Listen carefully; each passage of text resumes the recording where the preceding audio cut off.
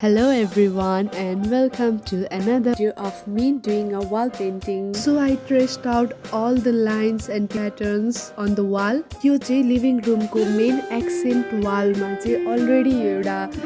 Painting मण्डलाको चाहिँ already त्यसमा थियो र त्यसलाई निकाल्न नमिलेको कारणले गर्दा चाहिँ त्यसमै राखेर चाहिँ अरू वाल पेन्टिङलाई गर्नुपर्ने भएको हुनाले I came up with this idea a Mandla over a Mandla किनभने त्यसलाई रिप्लेस गर्नको लागि I didn't find anything better and I'll be using this acrylic colors from Fabrica. It's my second time doing a wall painting. First को चाहिँ यहाँहरूले पहिले पनि हेरिसक्नुभयो होला. हेर्नुभएको छैन भने चाहिँ यहाँ माथि स्क्रिनमा छ त्यो पनि चेक गर्न सक्नुहुन्छ. And what a bright start with a bright red color. यो मण्डला बनाउनुभन्दा अगाडि चाहिँ म एकदमै नर्भस थिएँ किनभने यो चाहिँ अब मेन लिभिङ रुममा पनि हुने अनि वाल पेन्टिङ गर्नुको सबैभन्दा गाह्रो भनेको चाहिँ घरको एल्डर्सहरूलाई चाहिँ कन्भिन्स गर्नु हो आफूले गर्न सक्छु भनेर कन्भिन्स गर्नु नै ठुलो कुरा थियो त्यही भएर चाहिँ एकदम नर्भस पनि थिएँ बिगारिहाल्छु कि भन्ने डर पनि थियो किनभने I am not an artist अनि not so perfect in this अनि I gave it a try अनि लेट्स सी कस्तो हुन्छ अनि वाल पेन्टिङ गर्दाखेरि चाहिँ एउटा कुरा याद गर्नु होला अलवेज स्टार्ट फ्रम टप किनभने तलबाट गर्दै गयौँ भने चाहिँ हाम्रो हातमा पेन्ट्सहरू लागेर दलिने चान्सेसहरू धेरै हुन्छ त्यही भएर always start from the top to the bottom height नपुगेको कारणले चाहिँ म चाहिँ माथि तल गर्दै गइरहेको छु त्यसलाई यसले माइन्ड नगरिदिनु होला मैले चाहिँ कलर्सहरू चुज गर्दा पनि हाम्रो रुमलाई चाहिँ अलिक कम्प्लिमेन्ट गर्ने खालको कलरहरू युज गरिरहेको छु लाइक हाम्रो कर्टेन्सहरू चाहिँ अलिक रेड मरुन भएको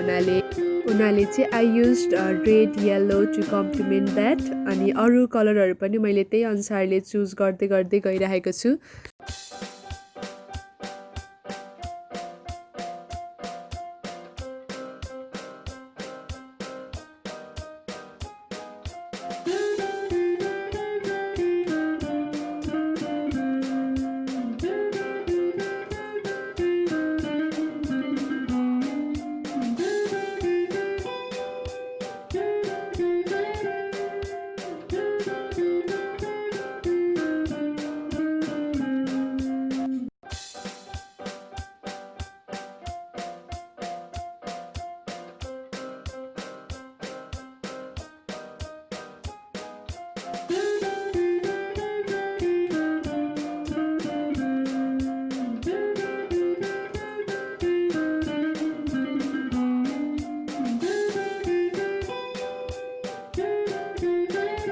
चाहिँ प्याटर्न्सहरूलाई एकदमै सिम्पल राखेको छु किनभने त्यो चाहिँ पेन्ट गर्नलाई गाह्रो पनि धेरै नहोस् र बिग्रिहाल्ने चान्सेसहरू चाहिँ एकदमै कम हुन्छ भनेर चाहिँ मैले प्याटर्न्सहरूलाई अलिकति सिम्पल खालको राखेको छु यतिको गरिसक्दा चाहिँ एउटा कन्फिडेन्स पनि डेभलप भइसकेको थियो ममा लाइक यो चाहिँ राम्रै हुन्छ होला भन्ने एउटा फिलिङ पनि आइसकेको थियो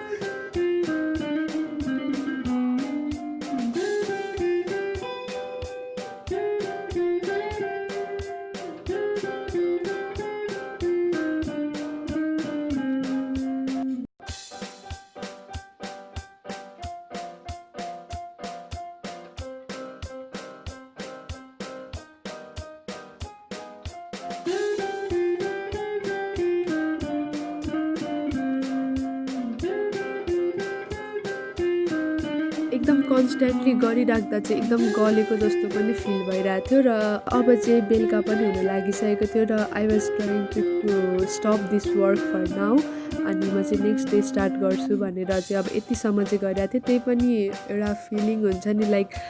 स्टार्ट गरिसके पछाडि हतपत छोड्न मन लागिहाल्दैन त्यही भएर पनि सकेसम्म चाहिँ म I was trying to do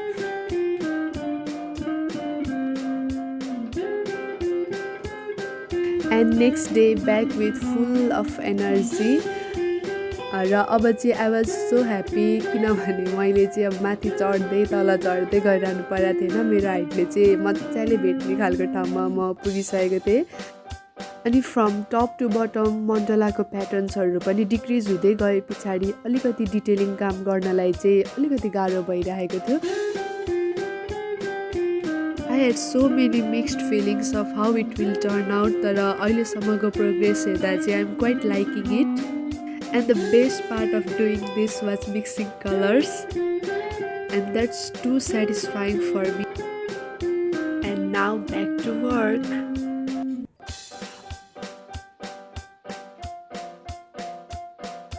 यो वाल पेन्टिङ गर्दाखेरिको कन्सेप्ट भनेको चाहिँ त्यहाँ अलरेडी भएको मण्डलालाई चाहिँ कम्प्लिमेन्ट गर्ने खालको चाहिँ वाल पेन्टिङ बनाउँछु भन्ने सोचेर मैले स्टार्ट गरेको थिएँ अनि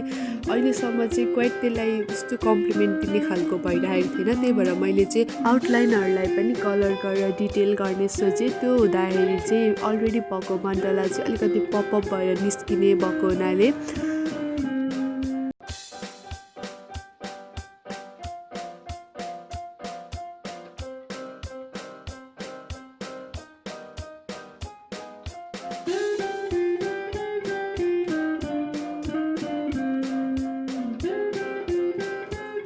अब चाहिँ I was doing quite a bit of detailing work on it. What do I feel is detailing गरिसके पछाडि चाहिँ त्यो होल एउटा प्रोडक्टलाई चाहिँ अलि एक्स्ट्रा इफेक्ट दिन्छ जस्तो फिल हुन्छ र डिटेलिङको काम सकिसके पछाडि पनि I wasn't quite feeling it like मैले जस्तो सोचिरहेको थिएँ त्यस्तो खालको चाहिँ अलिकति भइरहेको थिएन लाइक त्यसलाई अलरेडी भएको मण्डलालाई चाहिँ मैले एकदम हाइलाइट गर्न खोजिरहेको थिएँ अनि त्यो चाहिँ मलाई अझै पनि पुगेन जस्तो फिल भए पछाडि अनि after one whole day of thinking and visualizing it मैले चाहिँ के आइडिया लगाएँ भन्दाखेरि I wanted to do something green makes everything look so good मण्डलालाई चाहिँ सेपरेट गर्ने एरियाहरूबाट चाहिँ I started creating branches and leaves there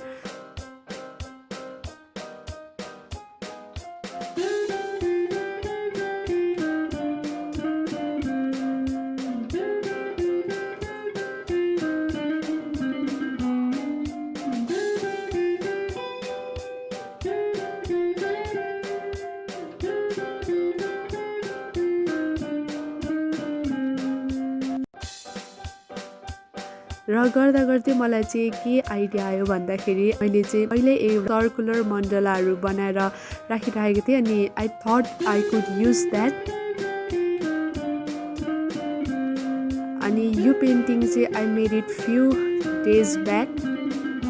and at the end I added some more leaf. Trust me, I felt that this was a great idea. यहाँहरूलाई चाहिँ कस्तो लाग्यो यो आइडिया कमेन्ट गरिदिनु होला र if you are watching till here then you are so special for me. चाहिँ यहाँहरूलाई यो आइडिया कस्तो लाग्यो यसलाई चाहिँ आउट अफ 10 बाट रेट गरिदिनु होला so that I'll also know that you watch till here. And please do like, comment and share this video and also do subscribe to our channel. Thank you so much.